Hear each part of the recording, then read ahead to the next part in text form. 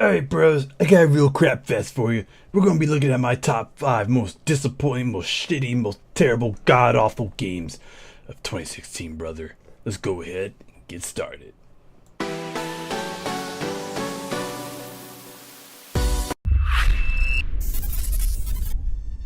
Alright, so the first thing we're going to look at for this crap fest is Mighty Number 9. Now, we all know that, Mega Man's kind of been not in the limelight like he used to be back in the 80s and 90s, but holy crap this game does not do the Mega Man series any type of justice. This is not developed by Capcom. I'm pretty sure if Capcom knew this shit fest was going to come out, they would not allow this game to release whatsoever. Now, don't get me wrong.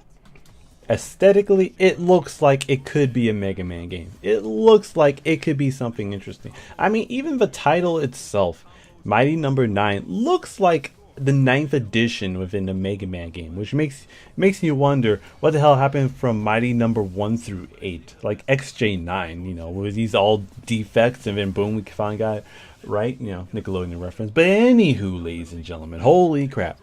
Not only was this game, it was originally released on Kickstarter, alright, so, nothing wrong with a crowdfunded event, as long as you deliver on your promise and you give us a product that can be mass bought by the masses, besides the people who kickstarted you and got you on your feet. But you sure as hell bitch slapped them. It's like if we create a college fund for this game and send it off to college and it comes back with a damn history degree. Didn't even want to be a teacher. Gets a history degree, and now it's working at the local Starbucks. Now, I have nothing against history majors. This was just for the purpose of a joke. But this game, my gosh. So let's just talk about some of the issues of this game. I'm gonna be reading straight from the review section of the Steam store, and this game is not even above 50%. I'm not even gonna look at the recommended, because the recommended is fucking lying to you. The fact that there's 840 negative and 924 positives, yeah, no. So I'm gonna just read this one, by ZZ Skywalker. I believe my PC is more incapable of reaching the minimum requirements, running at Acer Predator 15 Core i7, bunch of other crap. Storyline expected from the devs, but this game is seriously taxing on a hardware for a 2D side-scrolling game. So first of all, the major gripe is, on PC, you gotta optimize your damn coding if you're gonna release this on PC. I have stressed this so many times that PC, you could be running on your same graphics card for more than just 2 years if game developers would create their games that will run efficient coding. They're not running efficient coding. They're running crappy coding. They're running half-assed coding. And that's the kind of coding we got here. Because it's laggy, there's glitches, it's shit, it doesn't do Mega Man justice. Don't buy it. And they even have the nerve. They have the nerve to have flipping DLC. How you gonna be a shit game and have shit DLC? That's enough about that. I could have a 5-minute rant about this, but let's go ahead and move on to our number 4 pick. Alright, the next game we are looking at is Mafia III, that was released for PC, PS4, and Xbox One. Now, the reason this one is number 4, not number 5, is because of the bigger disappointment than is Mighty Number 9. Not everyone is a Mighty Number 9 or a Mega Man, whatever, fan, but holy crap. We essentially here have ourselves a clone of GTA 5. It's essentially a clone, ladies and gentlemen. Now, I'm being harsher in this review, not only for comedic effects, but also just to point at the damn faults with this game. And this game does have a lot of faults. First of all, your story is not very original. In fact, it's very boring. It's all about revenge. I feel like in every Mafia video game or movie, it was all about revenge. And if I want to see a damn Mafia game with revenge, I would honestly just watch The Godfather Part 1, 2, and 3. Because this is absolutely ridiculous. It's a GTA clone, and at the soul of this game is a GTA clone. I could play GTA 5, put a mod on it for Mafia 3, and it would play the exact same way. And it gets very monotonous, and it's not interesting. I don't recommend anyone picking this up unless it's on sale. And then even if it's on sale, you're only going to really play it for the storyline, which is very similar to that of GTA 5 or any other GTA game, because some of them handle with revenge. You get screwed over, and then bada boom, you get back at the person that screwed you over. So highly disappointing. even though it gets like a 7 out of 10, it's just disappointing because it doesn't do anything original, doesn't do anything new. When you play a video game, you expect to have a new experience, and you're pretty much having a very similar, if not same experience with a different company and a different skin than you would with GTA 5, which honestly is a more superior game when it comes to gameplay, storyline. Now, I have to admit, the storyline is very good for Mafia 3 to a certain extent, but the gameplay just kills it because it does the exact same thing as GTA 5. But we're going to go ahead and move on to a number 3 pick. For our number 3 pick, we have one that I'm always up that ass, and that is Call of Duty Infinite Warfare.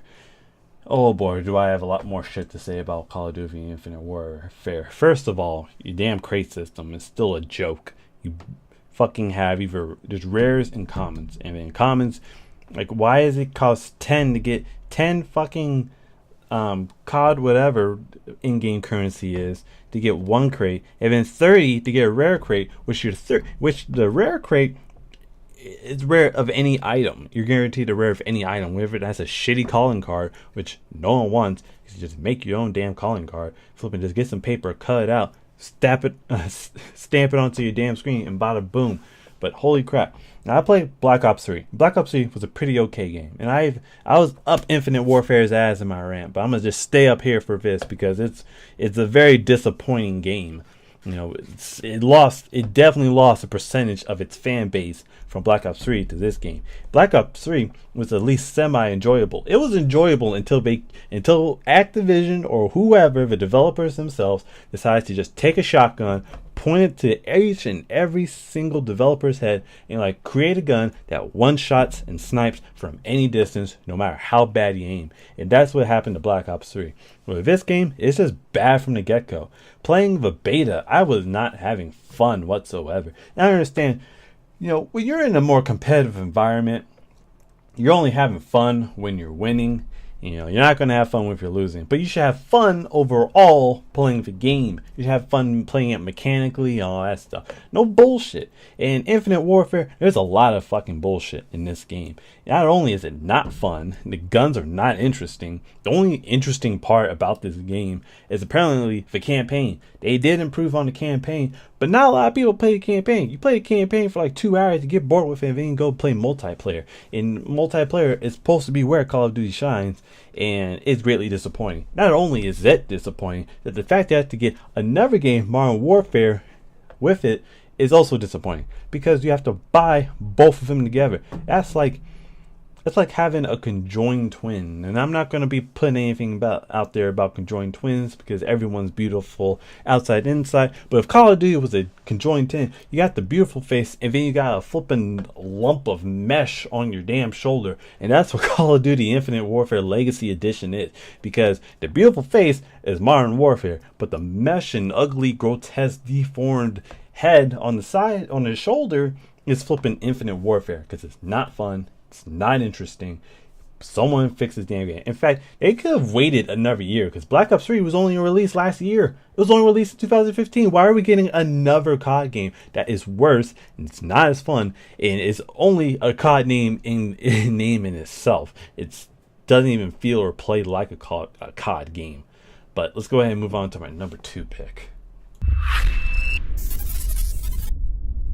Alright, so this number 2 pick is going to become quite the shocker because some of you probably weren't expecting it. Some of you thought probably it was a really good game, but this top 5 is about disappointing games, not just about bad games in general. And that was Skyrim Special Edition. Yes, ladies and gentlemen, I was highly disappointed with this game. It did not need a remaster. Maybe if they just released it for flipping console only, because hot damn. I don't care what, unless they upgrade the graphics to really run in true 4K, most of you are probably not going to see much of a difference, especially if you're on PC with how many flipping mods are out there. I mean, there are tons of mods. There are people dedicated to just creating mods to create a better gaming experience. And Skyrim Special Edition honestly fails to deliver.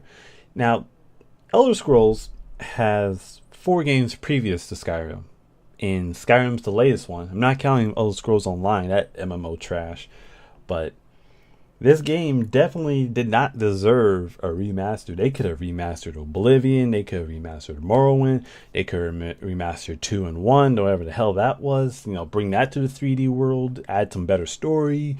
You know, run on. It could have ran on the Skyrim gen or the next engine, whatever they were using. But Skyrim Special Edition, you know, it was okay if you had the Legendary Edition already, because then you got it for free on PC. But if you didn't, maybe you missed 1 or 2 DLC and like, well, I want to buy this. Well, if you bought it, you pretty much just wasted your money and should have bought the DLC. Because I really don't see that much of a difference, especially if you're on PC, because of all the amazing mods that are out there. Now, don't get me wrong, this game plays very well. You know, it runs very well on my PC on high settings. But overall, it just feels like I just spent extra money to buy a fancier thing that really wasn't that fancy. And it's kind of like fool's gold. So hopefully Elder Scrolls release either a new game or they actually truly remaster a previous game that's not Skyrim. Because, you know, there's a lot of games that look really good, and then when they get remastered, it was like they just touched up on some graphics or upscaled it. And it's overall disappointing. But you guys saw this one coming. The number one most disappointing, the worst, whatever, the trashiest game of 2016. Alright, ladies and gentlemen, the number one most disappointing, most piece of trash game that we got for 2016. And that was flipping No Man's Sky. Holy crap. Did this game fail to deliver in every aspect of failure, let alone deliver? Like, if this game, if we put a definition, if we look up the definition for not delivering or undeliverable, and that would be No Man's Sky. I mean, this game's like, oh man, there's 16 quintillion planets that are out there, and you're going to be able to travel to them all, and you're going to be able to meet up with your buddies and explore and blah blah. This is going to be the ultimate survival game, brother. It's going to be huge. It wasn't WrestleMania huge, but holy crap. This game just failed to deliver. This game failed to deliver in every type of promise. PC could barely run it. PS4 kept crashing. I didn't even know what the hell Xbox was flipping, probably just hiding in the corner crying. Didn't want the game inside it. You know, this game was just overhyped in every way. You were like, oh man, this is gonna be great. It's gonna be a fun experience. Woo! Well, it wasn't a fun experience for anyone. It was greatly disappointing. People spent $60 on this crash. Yes, ladies and gentlemen, a full $60 for this was originally an indie game. This wasn't by some mainstream studio like Activision or Bethesda or Banco or Ubisoft. You know, this some random ass indie game that got super hyped up, and you know, it hyped up. It climbed up so high. You know, the higher it hyped up, the greater it crashed. And this crash would have caused, this crash would have been so big, it would have caused the extinction of the dinosaurs. That's how huge this crash was. You know, this absolutely terrible. I don't even know how you can recover from that. I would just change my name. I would I never worked there. I'm here to apply at this job at McDonald's to rebuild my life. Because holy crap, that was just disappointing. It was terrible. Game crashing, coding. Not even reskins of the same damn planet, not even different planets, just the same damn planet all the time. But that's my thoughts for 2016 for the worst games, most disappointing games that are just disappointing, didn't deliver, just overall lackluster.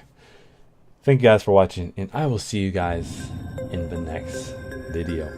Peace.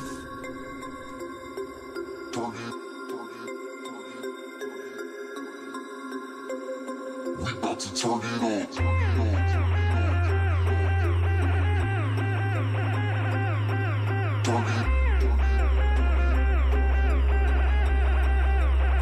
We about to turn it on.